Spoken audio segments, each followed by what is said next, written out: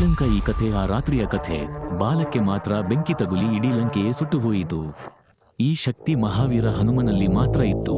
ಹನುಮಾನ್ ಸೀತೆಯನ್ನು ಹುಡುಕುತ್ತಾ ಲಂಕೆಯನ್ನು ತಲುಪಿದಾಗ ಅವನು ರಾವಣನ ಆಸ್ಥಾನಕ್ಕೆ ಹೋಗಿ ರಾಮನ ಸಂದೇಶವನ್ನು ತಿಳಿಸಿದನು.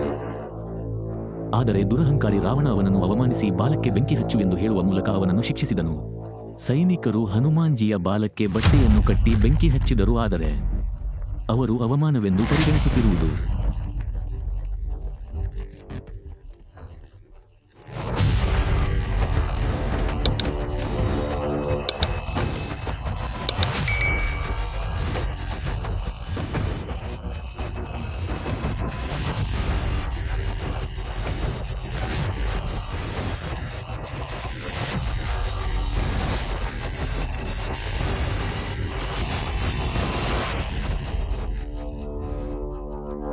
ಕೇವಲ ಆರಂಭ. ರಾಮದೂತ ಬೆಂಕಿಯನ್ನು ಧರಿಸಿದಾಗ ಲಂಕೆಗೆ ತಿಳಿಯಿತು, ಪಾಪ ಎಷ್ಟೇ ಬಂಗಾರವಾಗಿದ್ದರೂ ಅದರ ಅಂತ್ಯ ಕೇವಲ ಬೂದಿ. ನೀವು ವಿಡಿಯೋವನ್ನು ಇಷ್ಟಪಟ್ಟರೆ ದಯವಿಟ್ಟು ಲೈಕ್ ಮಾಡಿ, ಕಾಮೆಂಟ್ ಮಾಡಿ ಮತ್ತು ಚಾನಲ್ ಅನ್ನು ಅನುಸರಿಸಿ.